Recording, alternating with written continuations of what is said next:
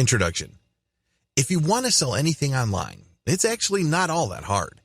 I know that this is kind of a surprise to a lot of people. Some affiliate marketers who have been struggling would swear up and down that making sales online is nearly impossible. Well, with the right traffic and the right sales materials, you are bound to generate sales from time to time. Closing a sale is not the problem. Generating consistent, high-value sales, that's the issue. Don't confuse the two. Sadly, even if you are able to master the art of online sales, you may still continue to struggle. I understand that this is better than not generating any sales at all, but if you put in a lot of time, effort, and energy into generating online sales, only to settle for a low, middling amount, you're wasting your time. That's the bottom line. As the old saying goes, either you go big or you go home. The name of the game when it comes to online sales success is return on effort. You heard that right. You've probably heard of the phrase return on investment millions of times before. Return on effort works on the same principle, but there is a slight difference. With return on investment, you are trying to invest as little money as possible while getting as much return as you can. Pretty straightforward, very simple concept. Similarly, if you're going to invest your time, attention, and focus in something, shouldn't you expect maximum rewards as well? This is the whole concept behind return on effort. If you work for yourself, it's very easy to work around the clock for chump change. Believe me, I've done it. It's not pretty. Sure, you're passionate about what you do. Oftentimes, it doesn't even feel like you're working. However, let me tell you, if you're going to invest your time, effort, and precious energy into something, don't you deserve to get the biggest reward out of all that investment? Thankfully, there is a way out. You don't have to stick to the grind. You don't have to put in all these hours away from your loved ones just so you can put food on the table. Using the high-ticket sales secrets that I'm going to share with you in this training, you will learn how to maximize the return that you get for all your efforts. It is not rocket science. It all boils down to being at the right place, talking about the right things at the right time with the right people. If you're able to line all those up, then you will get all the best results. At first, it may seem like this is very hard to set up. You only need to look at how high-ticket salespeople do it. When they started off, they were no better than you. In fact, in many cases, they knew less than you. Now, here they are, generating 7 or even 8-figure annual sales. How do they do it? It all boils down to high-ticket sales. Make sure you're in the right niche. Any discussion of high-ticket sales marketing must first begin with niche selection. Get this wrong, and you're going to waste your time, effort, and money. This is non-negotiable. If you make a mistake with the niche that you pick to build your business on, you're going to fail. The truth is, not all niches pay the same. Niches are essentially subject matter categories involving your target audience's problems, needs, or interests. These are different subjects and they attract different audiences. Some audiences are willing to pay a lot of money. Other audiences are not as willing. Even within the high-paying audiences, there is a question of timing. There are certain products and service categories that compel people to spend a lot of money right away. Unfortunately, these are relatively few. These are comparatively few when you line them up with all the other niches out there. Ideally, this is where you should be. You should look for niches that pay really well and people need to order merchandise or services almost immediately. The reality, most niches pay poorly. There, I said it. Most niches don't pay all that well. Well, this might rub you the wrong way. You might tell me that when you check Google's keyword planner tool, you notice that a lot of niches that you're interested in actually command fairly high PPC, pay-per-click figures. My answer is, look closer. If you pay attention to those figures, it turns out that, in many cases, for people to click on an ad that pays that much, they must be really, really interested already. In other words, they have been pre-qualified and they are ready to buy. That's usually not the case. Usually people are interested in a wide range of topics, but they're not ready to buy. They're ready to do a lot of research. They don't have a problem with comparing different sources of information, but when it comes to buying, they're not quite there. This is why I can say with utmost confidence that most niches pay poorly when you look at immediacy. It's not enough that people may pay good money for a particular range of merchandise or a particular type of service. That's not the issue. The issue is how willing they are to pay. Don't build your house on sand. To make matters worse, the best niches, high pay and high demand, tend to get saturated very quickly. It's easy to see why. You need to build your business on a solid foundation. This means that your target niche must be lucrative enough and must have a high sense of buyer urgency. Otherwise, you're building your house on sand. You can build tons of these and end up making very little money. Unless you want to play the volume game, where you are cranking out hundreds of websites, and each of these websites make, at best, a couple of dollars a day, you're going to have to be more careful about niche selection. You have to be systematic and methodical regarding the type of business you build and the platform you choose to convert your traffic. You also have to be systematic about getting the right kind of traffic and qualifying it so it is more likely to convert. All of this boils down to selecting the right niche. You must target the right client. In any kind of market, there will always be audience segmentation. It's easy to think that just because you are targeting insurance as a niche, you can automatically assume you will make a lot of money. On the surface, this seems very reasonable. After all, when you go to Google Keyword Planner tool and load up all sorts of insurance-related keywords, you get really high figures. It's not uncommon for an insurance-related term to pay $30 or more per click. What's not to love? But here's the problem. That market has many segments. Not everybody who looks for insurance online is ready to buy. Not everybody who is interested in buying an insurance policy is willing to pay top dollar. In fact, in many cases, a lot of people looking for insurance would rather pay the least amount of money or take out the cheapest type of policy possible. Welcome to the world of market segmentation. Audiences in what seem like lucrative niches have different needs. They tend to segment themselves. There are people who are willing to pay top dollar immediately. There are people who are willing to pay top dollar later on. There are people who are not willing to pay market rates and are always looking for a bargain, but they are willing to buy now. Finally, there are people who are very cheap and are willing to wait. Which of these audience members would it make sense for you to chase? This is not rocket science. It should be quite obvious. Always be aware of the differences between your target customers. Just because people are interested in the high-value niche you are targeting, it doesn't mean that all your visitors will convert. If this is your assumption, I would not be surprised if you continue to struggle. You're setting yourself up for a disappointment. You have to be aware of the differences between your audience members. And this is not just a simple matter of segmentation or being aware that this is going on. This must affect how you market using content and information online. People who are looking to pay top dollar immediately are looking for certain types of content. You have to address them a certain way. Different audiences need different marketing approaches. Otherwise, you may put yourself in the impossible situation of trying to convert a cheap customer with high-value material intended for top-tier customers. It all boils down to segmentation. This training is all about high-ticket sales. Accordingly, you have to be in the right high-value niche, and you must target people who will not hesitate to pay a lot of money almost immediately. This must be your mantra. This target audience must be your objective. If you are in any way unsure or unclear about this concept, you will end up sabotaging yourself. Your marketing content may not line up with the psychology of high-ticket customers. You end up dropping the ball. Your sales conversion funnel may send contradictory messages that try to appeal to different types of buyers in your niche. Again, when you send such confusing signals, people would end up confused. Let me tell you a simple truth about online sales. When consumers are confused, they can be relied on to do nothing. I've seen this happen a million times before.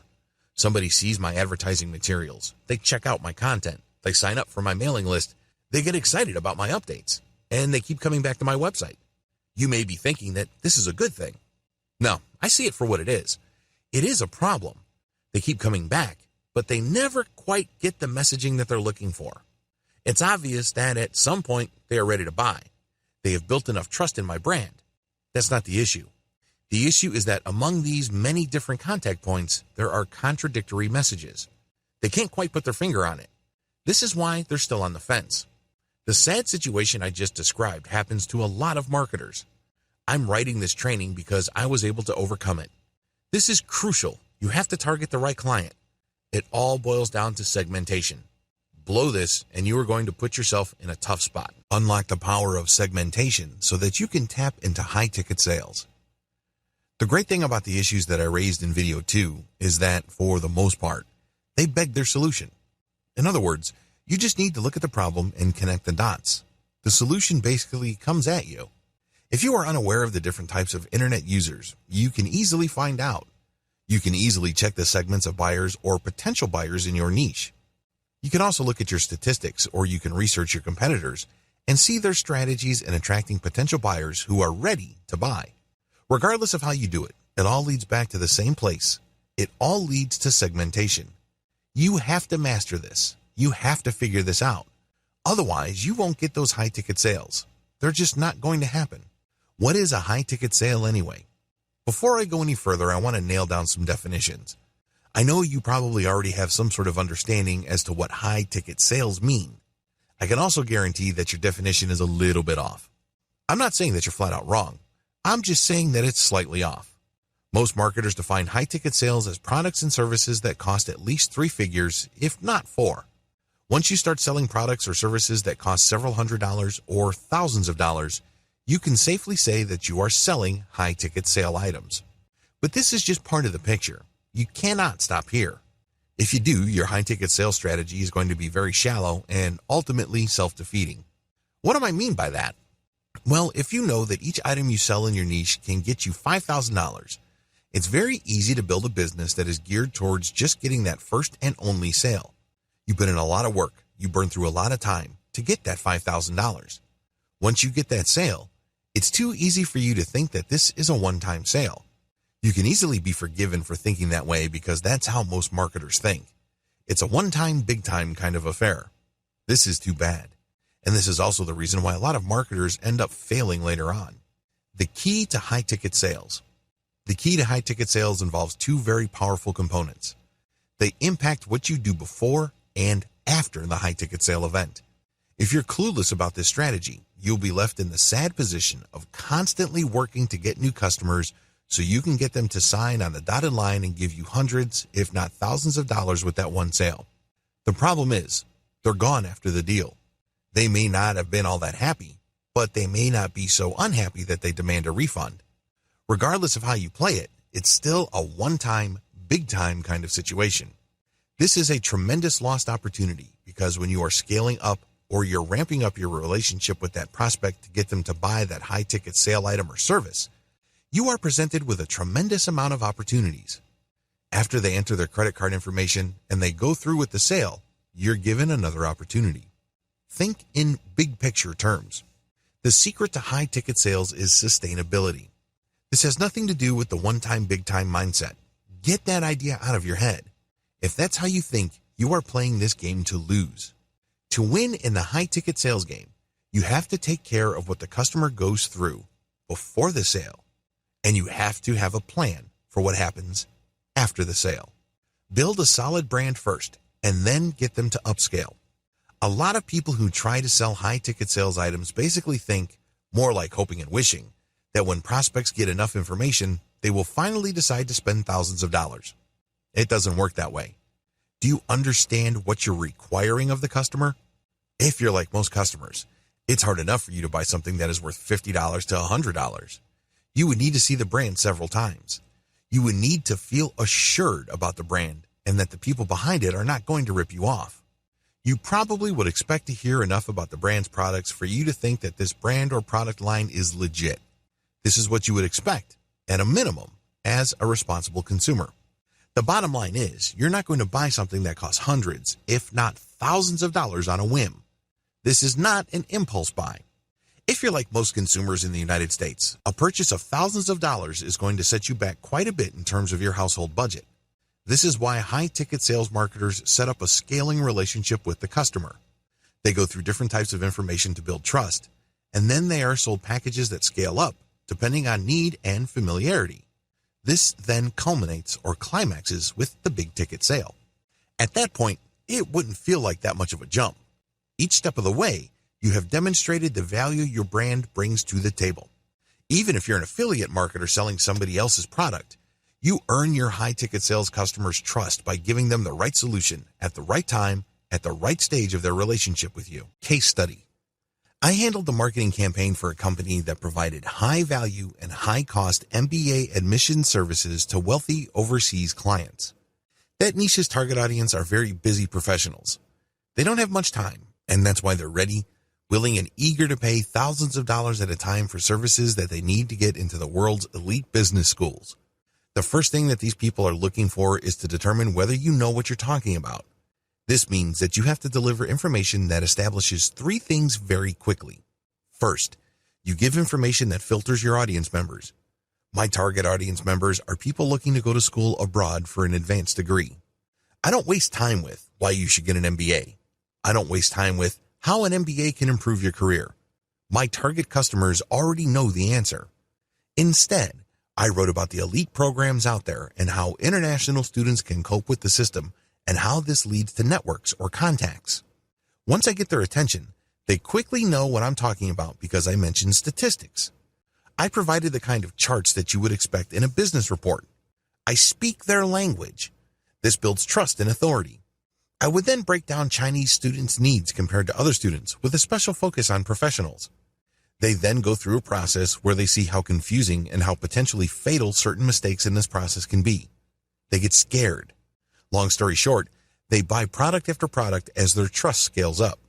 This culminates with the full customized one-to-one package offered by the back-end service I was promoting. That's when the prospect steps up to the $5,000 or $7,500 package. At this point, the price tag is no longer an issue. How come? I walked them through the process where they got so scared about dropping the ball or making a small mistake that they buy insurance. That's why I was able to convert these people like clockwork. Know the big picture. Understand that high-ticket sales require the right system. You have to filter them properly. You have to scale them up in terms of their purchases. Here's the secret. At first, get them to pay $1. That's how you separate the simple information seekers from actual potential buyers. Now, let's be clear. You're not going to get rich from $1 sales. Once you have people transferred over to your buyer's mailing list, you have to continue scaling them up and filtering them until you get to your target audience. These are people who are willing to pay a lot of money because they can see the value of whatever it is you're offering, and they have a tremendous sense of urgency. Either they need to buy right now because there's some sort of deadline that's about to pass, or they have completely given up on doing it themselves or having it done locally or tapping their own network. You have them eating at the palm of your hands. The big picture also includes what happens next. Now that you've gotten somebody to pay $1,000 to $5,000 or several $100s or whatever it is, don't stop. MBA students from China, who are often sons and daughters of multimillionaires, have needs once they get to Canada, Europe, or the United States. Even when they're in the MBA program, they would also have needs. This is crucial because you cannot drop the ball here. It's very tempting to think, I've already got several $1,000s from this list member. Why should I even bother about what happens next? Here's the simple answer. The cheapest and most lucrative form of business you will ever get is repeat business. Let me repeat that. The cheapest and most lucrative income you will make is from repeat business. These people already know what you're capable of. They already trust you enough to spend big money. Now is not the time to drop the ball and forget about them. They still have needs. In my case, they would need a place to stay. They would need job placement services. They would need networking services. In some cases, they need life coaching. I can go on and on. You have to look at your customers the same way. Just because you have converted them already within the main niche of your business, it does not mean that all their other needs go away. There are many related niches as well. In my case, visa assistance and immigration legal services were the natural extension of the service I provided my customers. You have to think along these lines, and if you do, your list goes up in value over time. The more your relationship with your customer base matures, the more valuable it becomes.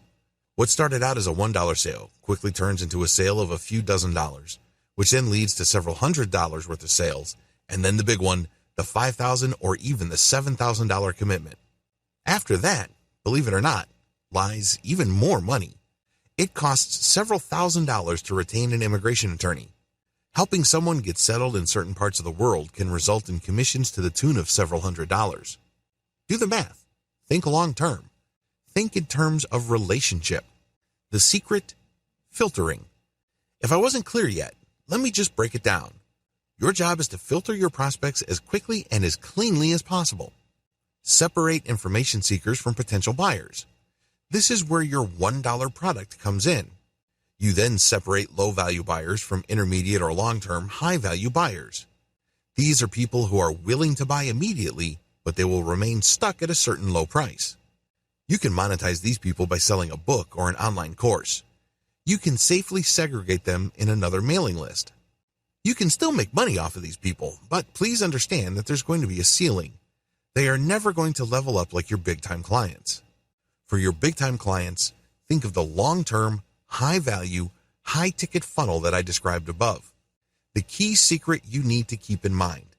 You must have a means of constantly communicating with higher-value clients. This is the key. Therefore, I insist that you build not just one mailing list, but several. Your mailing list must be segmented based on how quickly somebody wants to buy and the value of the things they want to buy. For everybody else, and I'm talking about information seekers who just don't want to spend money, you can set them up with a fairly short autoresponder series. If they don't convert by the 6th email or the 8th email, cut them from your list. Depending on your mailing list service provider, there's no need for you to burn a hole through your pocket supporting list squatters. Identify them and quickly delete them. For everybody else, work on converting them and pushing them higher and higher in the value chain. This is how you create a consistent flow of high-ticket sales. In fact, if you play your cards right, based on the system that I've described above, your mailing list goes up in value over time. The more mature your relationship becomes with your customer base, the more they trust you, and the more they're willing to buy a wide range of directly related and indirectly related products and merchandise. Get inside the high-ticket sale buyer's mindset. A lot of marketers simply do not understand the information that I share in this video. They think that people are robots. They think that generating an online sale is simply all about getting the right product in front of the right eyeballs and nothing else. I'm sorry to break this to you, but there's a lot of psychology at play. The bottom line is, if you want to convert high-ticket sales prospects, you have to think like them. You can't look at the situation purely from your perspective. Let's face it, your perspective is actually simple and straightforward. You want to make money. I get that. Everybody gets that. Who doesn't want to make money? But that's not the issue. The issue is, how do you get your high-ticket sales prospects to separate with their hard-earned cash? Believe me, that's a lot of cash that they're going to be separating themselves from, so you better give them a good reason. Unfortunately, it's very hard to get that reason if you don't think like them. The first step is to choose to think like them. People are not rational. The first thing that you need to wrap your mind around is this simple fact. When people make buying decisions, it's usually not rational. It's easy to think that this only happens within the context of impulse buying. For example, if you go on Amazon Kindle and there's a book that sells for 99 cents, it doesn't really take much thinking because you're really not losing anything. It's 99 cents. If you make the minimum wage in the United States of $7.50 per hour, that's less than 10 minutes of work for 99 cents. It's an afterthought. It's an impulse buy. The problem is, as you go up the cost ladder, it becomes tempting to think that people are not buying impulsively. Get that idea out of your head. The truth is, it's very obvious when somebody's buying something priced at 99 cents compared to something that's priced at $9,000. The reality is, they are operating within the same realm.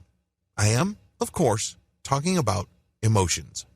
In a fairly recent study, researchers asked buyers why they made the decision that they made. They were also asked to fill out a questionnaire right before they bought. According to this study, when people came to their buying decision, they acted out of impulse. But when it comes time to explain why they did what they did, they came up with all sorts of reasonable-sounding explanations and justifications. The study's conclusion is unmistakable. People are based on impulse, read emotion, and then they justify it later on. High-ticket sales prospects are no different from people buying a pack of gum that is worth a few pennies. It's all about emotion. People want to be made to feel special. Knowing the information you have, when you try to get into your high-ticket sales customer's mindset, you have to ask yourself, how do I make this person feel special in this context? Of course, somebody who is paying $10 for something feels special in a certain way that is quite different from somebody spending $10,000. That person spending $10,000 also needs to feel special, but it has to be presented in a different way. Tap the power of exclusivity. Now that I've established that people do make buying decisions based on emotion, the next question to ask is, what kind of emotion? How do you present the emotional impulse? Thankfully, the answer is pretty straightforward. When somebody buys a high-end Mercedes-Benz, they're not just buying a car. They're not just buying something that proclaims to their neighborhood that they have money. No, they're doing something else. They're not just looking to satisfy a need that everybody else has. All of us need to get from point A to point B, but we all have different ways of meeting that need. Depending on our income, depending on how our city is set up, and depending on our culture and other factors, we can choose different options. Some people can take the bus, others can take the train, others would bike, other people would walk. Some would buy a low-end car, others would buy a mid-range vehicle, and even others would buy top-of-the-line luxury vehicles. Same need, different responses. When we're talking about high-ticket sales buyers' mindsets, understand that they have emotional needs that they need to satisfy in a different way. They're looking to satisfy a need that everybody has in a way that not everybody can do. This is where the idea of luxury, exclusivity, and specialness come in. When you are able to earn enough money to buy a high-end Mercedes, BMW, Rolls-Royce, or an Italian sports car, you are saying to yourself, I am special. I am rewarding myself with something that satisfies a need that everybody has. But I satisfy it in a way that is very different from how everybody else can satisfy the same need. This is the power of exclusivity. You have to wrap your mind around this concept because high-ticket sales buyers must be convinced that your solution is a way of satisfying a need that other people cannot readily use. Make them feel that they are getting something above and beyond what everybody's getting. High-end sales targets don't want what everybody else is getting. Now, we know at the end of the day that that's precisely what they're getting. A car is a car. It doesn't matter whether it has a Porsche logo or a Kia or a Hyundai logo. It doesn't matter if your car says Hyundai Eon in the back or has that BMW logo. A car is a car. It gets you from point A to point B. But when you highlight the luxury, the attention to detail, the professionalism of whatever product or service you are pushing, you satisfy a very important emotional need. High-ticket sales buyers are psychologically looking for something above and beyond what everybody gets. That's how you can get somebody to pay tens of thousands of dollars or more for a car. These are not egotists. They're not saying to themselves, I'm better than everybody else. No. In most cases, these people are looking to reward themselves, or they're simply looking for the highest value because they don't have the time to screw around when something goes wrong. This is especially true when you're selling services. The MBA assistance program that I use as a case study in the previous video catered to overseas professionals who cannot afford to drop the ball. That's why they pay top dollar. Get inside your customer's mindset. Look at the sales process and the sales funnel system from their perspective. Get this wrong, and you will end up building a high-ticket sales funnel that somehow, some way doesn't quite work. I'm not saying that you're not going to make a few $1,000s here and there. What I am saying is that you are not building an optimal system. It's 90% there, but it just doesn't produce the outcome that you had hoped for. Conducting a high-ticket sales campaign the hard way. To learn the ropes about anything, it's usually recommended to learn things the hard way.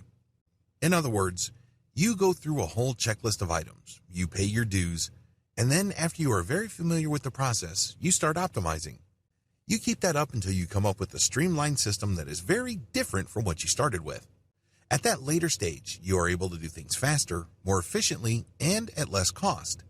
Still, you have to go through the initial stages and basically stumble around, make a lot of mistakes, and feel your way in the dark, so to speak. This is how most people pay their dues. Unfortunately, this is also doing things the hard way. I'd be irresponsible if I did not go through video 7 and video 8 with you, because this is how high-ticket sales campaigns are normally done. Unfortunately, for the vast majority of marketers who go through this process, they get chewed up and spit out. They end up failing. Still, I need to walk you through this before I reveal the secret sauce in video 8. To learn the ropes, you have to pay your dues and do things the hard way. Step number 1, pick a high-value niche. Go to Google Keyword Planner tool and look up the keywords related to your niche. Look up their cost per click value. This should give you a general idea of the value of that space. Now, please review the discussion in video 1 regarding niche valuation. Make sure that the niche you pick is a high-ticket sales niche. Often, things are not what they appear. Step number 2, develop a high-value brand in your target niche. Developing a high-value brand takes quite a bit of work and time. You must put out tremendous amounts of content and check the actual behavior of people interacting with your content. Do they click through deeper and deeper into the guts of your website? Or do they just click through a piece of content and then they bounce right back out? To develop a high-value brand, you must first focus on your winners. These are pieces of content that attract a lot of traffic from the internet. These are pieces of content that push people deeper and deeper into your site. Here's the secret. To build a high-value brand, you must focus on content that engages your target audience members. It's very tempting to think that this is just a matter of popularity. When you look at your statistics, whether it is Google Analytics or StatCounter, it's tempting to just go with the pages that get a lot of traffic. But you have to dig deeper than that. You have to look at where people go. Are people going to content that speak to the needs of high-ticket sales customers? Or are people just getting information, drilling deep into your site for more basic information, and then leaving? It should be obvious to you which you should focus on. Do not just replicate your strongest pages. If those strong pages are not about high-ticket sales, ditch them. Focus on pages that have a high-ticket value or appeal to high-ticket value customers and are also popular. Build on your strengths. Scrap the rest. Step number 3. Distribute content that filters your customer segments. When you build different pieces of content on your website, you use this to filter people based on whether they are your target high-ticket sales audience members or not. You should do the same with content that you share or post throughout the rest of the internet. At this point, I'm assuming that you already know the basics of content marketing. You share content in the form of comments, blog posts on third-party platforms, as well as logger posts and curated material on social media platforms. All of these condition people to go to your website. Your content on your website then serves to filter them and eventually convert them. That's how you play the game, or at least that's how you should play the game. It's really important to make sure that even that outer ring of content in your high-ticket sales niche filters your customer segments. In other words, you don't want tire kickers or people who are just looking for information but are unwilling to pay anything to even hit your website. Why bother? They're a waste of time. I know that sounds rude, but it's also the truth. Because you're trying to create a system that converts online traffic into a lot of money, you do not have the time to mess around with volume traffic that doesn't go anywhere. This is why you need to distribute content that filters your customer segments based on these other platforms. This way, only people who are truly willing to pay good money will end up on your site. Step number 4, make it easy for your audience to find you and keep in constant contact with you. When I say your audience, I'm talking about high-ticket salespeople. I'm not talking about generic information seekers. Forget those. Make it easy for them to find you. This means create social media profiles, identify hashtags on Instagram, Pinterest, and Twitter that are directly related to your niche. Filter people on those platforms, and then get them to go to your website and convert them. In this context, conversion means getting them on your mailing list. This is how you keep in constant contact with them. Step number 5, send high-value content that segments your mailing list. Send high-value content to your mailing list, and then allow people to segregate themselves by joining sublists. At this point, there will still be people who are just looking for information. They will be in the minority, but if you don't manage this properly at this level, they're going to take a lot of your resources. You don't want list squatters because services like Aweber charge you money for the total size of your mailing list, regardless of whether they buy or not and regardless of how active your list is. What if a significant chunk of your mailing list are just squatters? You're losing money monthly. Don't do it. This is why you need to send high-value content to your mailing list and get people to sign up to a sub-mailing list. When people do this, you know that they are looking for high-ticket sales material. They are people who are serious about eventually spending a lot of money. For everybody else, you can purge them off your list. Step number 6, filter your filtered list between buyers and tire kickers. This is where the rubber meets the road. Send a $1 offer for some sort of basic PDF report you made. You may even compile some blog posts and sell it in a $1 PDF. However you want to do it, segment people in your high-value list into 2 camps, buyers and information seekers. Give the information seekers one final chance by setting them up with a 5-day update program. If they don't convert to your buyers list within that 5 days, they get dropped from your lists totally. The key here is to get rid of tire kickers and information or freebie seekers using low-friction sales. Step number 7, scale up your filtration with increased friction. Friction in this context involves people spending increasing amounts of money. Your buyers list is tried and proven only to the point that these people are willing to pay $1 to be on that list. You should then further segment that list by sending opportunities that cost more. Maybe you go from $1 to $20, then from $20 to a couple of $100. Keep ramping it up and prepare them for the big sale. Just repeat the process I have outlined above to get them ready for that big sale. Don't drop the big sale offer in the beginning. You can use it as a redirect offer. When people buy, they get a confirmation page, and that confirmation page would have that big offer, or at least talk up the big offer. This is how you play the game, where the longer people stay on your mailing list, the more value you build. Step number 8, give your buyers list what they're looking for. Your buyers list members are basically looking for assurance. Give it to them in the form of high-value content. Give it to them, believe it or not, in the form of filtering using ever-increasing sales pages. And take good care of them. This means making yourself available in terms of customer support. You build a community around your buyers list. The shortcut to high-ticket sales. In video 7, I stepped you through the process most marketers go through to master high-ticket sales. As you can tell, it's not exactly smooth nor easy. However, for the longest time, this is how most marketers learned. They had to learn the hard way. They had to pay their dues. In fact, the process is so hard that the vast majority of people who tried their hand at high-ticket sales end up dropping out or settling for mediocre results. It's fairly rare for somebody to become really successful doing things the hard way. Still, after some time, a significant portion of people would graduate from getting mediocre results to getting better results, but it can take quite a bit of time. In fact, for too many people, it takes too much time and involves too much experimentation. No wonder too many marketers just give up. Thankfully, there's a better way. It's always a good idea to start out with high-ticket sales by learning the ropes. You have to learn how to do the basics. You have to learn how to sell online, how to find the right niche, and how to create content that would appeal to your customer base. You have to know the basics of segmenting your audience, so you know what to expect. Once you're familiar with all the different parts of online high-ticket sales, this is the point in time where you should start looking for a shortcut. Don't do it before this point. This is extremely important. You have to go through the process of learning high-ticket sales the traditional way. But once you have a good understanding of all the different moving parts and everything that's involved in the process, then and only then should you start thinking about shortcuts. Use these shortcuts to take your high-ticket sales marketing efforts to a whole new level. I share these shortcuts with you because it's too easy to get stuck. It's too easy to feel like you're just banging your head on the wall, and in frustration, you drop everything. A lot of people who try high-ticket sales or affiliate marketing in general go through this process. A lot of them never come back. A lot of them just quit. I don't want you to be one of those people. While it is important to learn how everything fits together and to have a general understanding of how to sell online, you can't just stay there. You can't continue to stubbornly do things the hard way when there is an easier way available to you.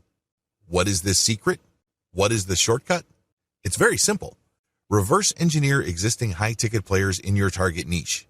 In other words, find your competitors, figure out which one of them is successful, and do what they're doing by fitting it into what you know about high-ticket sales. Seems pretty straightforward, right? It is. First, you need to find your most successful competitors. This is pretty straightforward. At this point, you already know what keywords are related to your niche. Enter them in Google. Find as many competing websites as possible. Next, enter the domain names of your competitors into tools like Alexa Site Info. Alexa will give you a rough ranking of your competitor. This ranking should give you a general idea of how well they do in terms of traffic. But you shouldn't stop with Alexa. You should also take your competitor's domain and plug them into SEMrush. SEMrush will tell you how well they're doing when it comes to SEO. Putting all these data sets together, you can get a good idea which of your competitors are getting a lot of traffic in your niche and which ones are struggling. Learn from the winners. Filter your list and focus on a fairly small number of competitors. These should be the runaway winners of your niche. They should leave pretty much everybody else in the dust as far as traffic goes. Again, we're estimating traffic based on Alexa score and search engine visibility provided by tools like SEMrush.com. What to look for? Now that you have your short list going, study the following features of your competitors.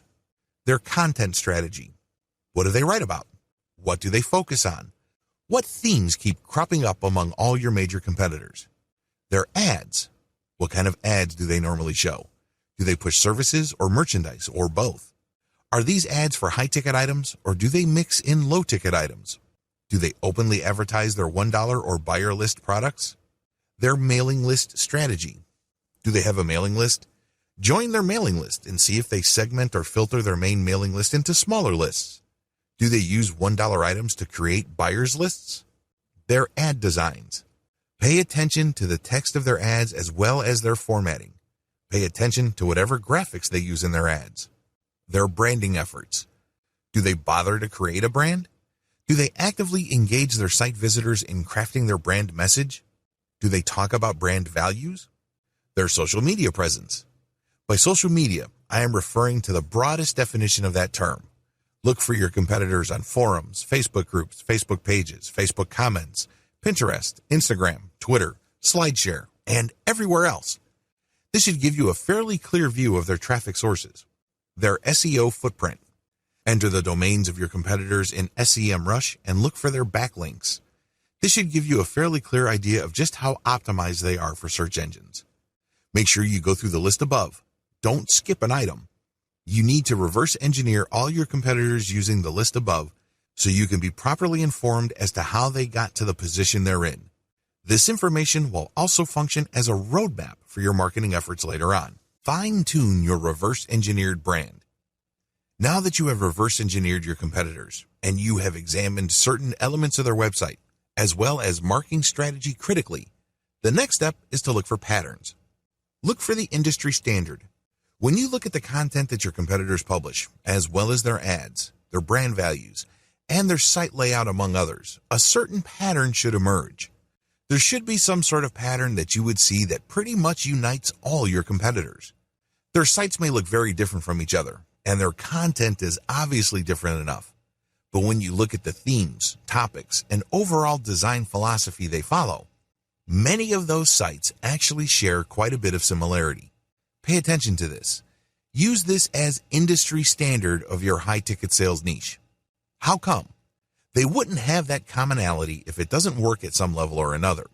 There's a reason why photography services, legal services, certain types of medical specialties share similar design and content patterns. The reason, of course, lies in customer expectation. When customers see that service providers have websites designed a certain way, that's what they will look for. At the back of their mind, that is the industry standard. Look for this industry standard. Your own website, as well as marketing materials, content, and editorial policies and strategies should mirror the industry standard. In other words, when people end up at your website from search engines or social media or other traffic sources, they're not in for a shock. If they have been looking for the kind of merchandise or service you are advertising or promoting, they probably look at other websites pushing the same things. When they end up on your website, they know what to expect, because your website speaks the same graphical and content language as your competitors. This is the industry standard. You gain instant credibility and legitimacy when your website appears to be in the mainstream of your niche. The industry standard can only go so far. Please understand that when you adopt the industry standard, all you are doing is trying to get a head start. Compare this with starting from scratch. You don't know what you're doing. You don't have an idea. So you come up with something new, but that new design may be just so disconcerting and so random to people used to your niche that they may either ignore you or fail to take you seriously.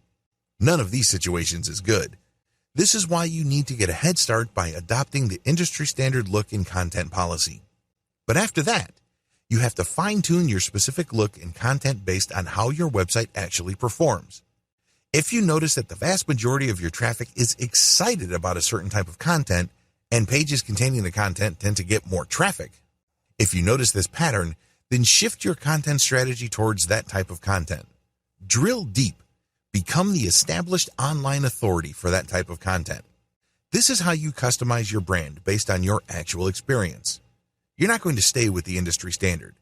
The industry standard just gives you a starting point. From this point onwards, you have to look at the actual performance of your website to help you chart its future. Build up your base and constantly ask for feedback. To build a solid brand in any high-ticket niche, you cannot insulate yourself from your audience.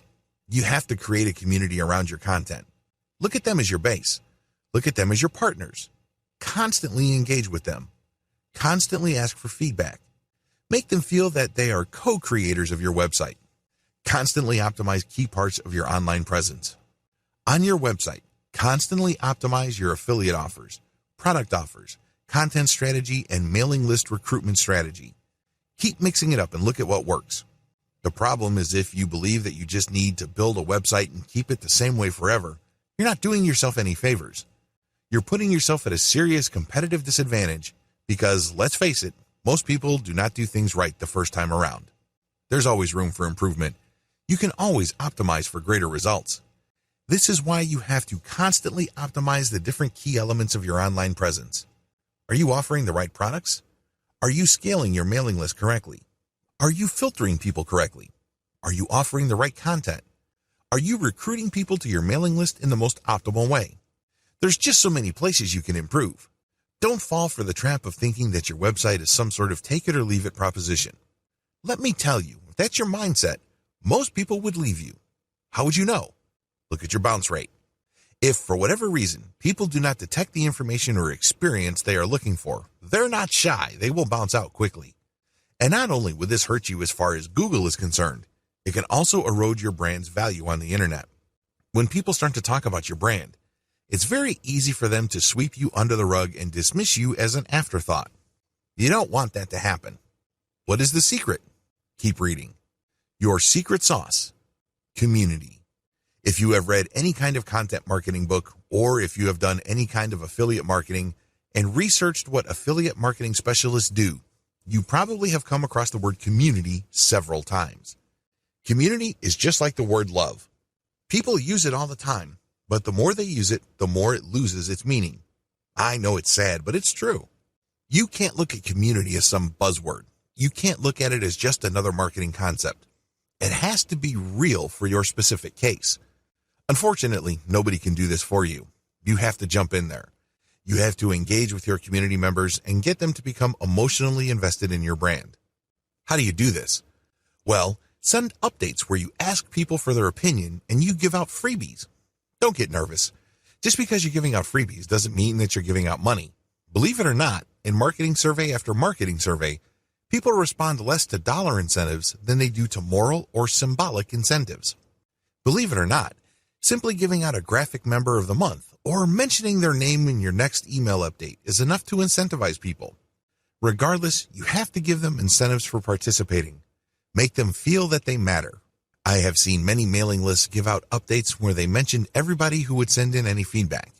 Even if it's the most ridiculous feedback, even if it doesn't really add anything to the discussion, they still get acknowledgement and recognition. It is no surprise that those mailing lists tend to be successful because a lot of people on the list feel that they matter. They feel that they are being listened to. They feel that they are being validated by the brand that they support. If you are on mailing lists and one mailing list treats you like a complete nobody and you feel anonymous, while the other list mentions you and runs promotions or collaboration campaigns that excite you, which list would you rather stay on? Which list email would you rather check? Which list would you talk about with your friends? It's a no-brainer. When people feel like a number, or they are made to feel like they are another face in the crowd, they're not all that excited. They won't be motivated to become your brand's evangelist or provide testimonials for your brand. Please understand that this is crucial. Since you are dealing with high-ticket sales that involves very selective and very discriminating audiences, a little bit of fan support helps. In fact, it can mean the difference between perpetually struggling and becoming one of the top brands in your niche. Tap your fan base. They are not just your customers, they are your potential fans. Turn them from content readers and list squatters to your pumped up, energized, and enthusiastic fan base. Not only are these people more willing to buy whatever it is you're pushing, but they're also more willing to spread the word about your brand. How come? They feel emotionally invested. They feel connected. At some level or another, they are under the impression that they have skin in the game. Grow your brand around your community. This is probably the hardest part of this process because a lot of marketers are content to stop at the point immediately above this section. But if you truly want to take your brand to the next level, evolve your brand around your fan base instead of the other way around. This is the secret to sustainable brand power. If you want your mailing list to grow in value over time, build it around the needs of the people on your list. Hold contests, hold AMA sessions, hold photo contribution contests or projects. Ask individual members if you can turn them into case studies. These are just some of the many ideas that you can use to build community. Remember, your list is not just a collection of people who have given you their legal consent to send them messages. Your list is a relationship. Treat it like one, picking the right high-ticket service or product to sell. Prior to this point, I've helped you put together an online conversion platform. I have helped you put together, using the power of reverse engineering, the website and messaging platform that you need to turn your traffic into cold hard cash. The next step is to figure out how to sell the right product or service to your list. Here are the steps that I follow. When you start segmenting users, don't focus on sales. The first thing that you need to do is when you are building your website and you're building your mailing list, do not focus on sales. Focus instead on segmentation. This means you have to create a system where your users will segregate themselves. The name of the game is to get rid of information seekers who don't want to buy anything. That kind of traffic is useless to you. You set up $1 items or cheap services. The key is to get as many of your list members to sign up for these so you can then qualify them for additional sales later on. Optimize your messaging to maximize trust. Pay attention to your open rates. Do you notice that some of your emails get a lot more responses and opens than others? Do you notice that some of your emails do not get that many opens, but they get a lot of clicks? You have to slice and dice this data so you can come up with a great combination of high open rates and high internal email click rates. It may seem impossible at this point, but the more experiments you do by focusing on your most successful emails, the closer you will get to that great combination. Pay close attention to what your community demands. Give your community members an opportunity to tell you what to do. You should do this on your social media accounts. You should do this on your website. You should do this through a specially designed, incentivized engagement system for your email. Regardless of how you do it, you need to do it. You need to ask them what it is they would like in terms of content, promotions, products, services. Please understand that there's a big difference between what people say and what they do. You have to always cross-reference whatever suggestions and recommendations you get from your customer base with their actual behavior. If they keep saying that they like a certain type of content, but you notice that when they go to pages that contain that content, they bounce out, they may be telling you something else. They may be telling you that you may be publishing a certain type of content, but it's not that precise content that they're looking for. This is a serious hint that you should pay close attention to. You should investigate it further. They may be looking for some sub-niche or some sort of specialized content that is closely related to the content you already have. That's why your pages have such a traffic pattern. It's not like people are not interested in the content. They are. They're clicking through, but they're not staying. This is where a little bit of engagement can go a long way. Think of it like some sort of detective story. Pick the most credible, yet highest value product or service you can offer. High ticket sales is all about offering the very best. People are not looking for second best. People are not looking for a bargain, if you think about it hard enough. They're looking for the best. This means that you have to engage with your community long enough for them to tell you what you should be selling. Believe it or not, your list members will tell you. They know what they're looking for. In the case study that I mentioned about the MBA program, I was told which graduate programs are the most popular in China. When I took action on that and changed the direction of my content production and editorial policy, my conversion rates went through the roof. Your community eagerly wants to tell you the answers you need to make more money. The only question is, are you willing to stop and listen? Think beyond commission payouts. As I have mentioned in an earlier video, you have to look at the big picture of what you're doing. It's very easy to get blinded by high commission rates. It's very easy just to zero in on that point where you sell a $5,000 service or merchandise package to your customer off your mailing list. It's very easy to just focus on that and then move on to the next customer. If you're doing that, you're wasting your list. I can't emphasize that enough. That person who bought $5,000 of services or products from you can easily do the same if you convince them of another product or service in the future. That's how you make real money with your list. Each and every name on that list wants a relationship with you. Don't blow that relationship using a one-time, big-time mindset. If you think they benefited you by buying a $5,000 item, you haven't seen anything yet. That's just the beginning of the relationship. Keep building that trust. Focus on building and maintaining credibility with your high-ticket sales client base. Treat each and every one of those names like they are made of gold.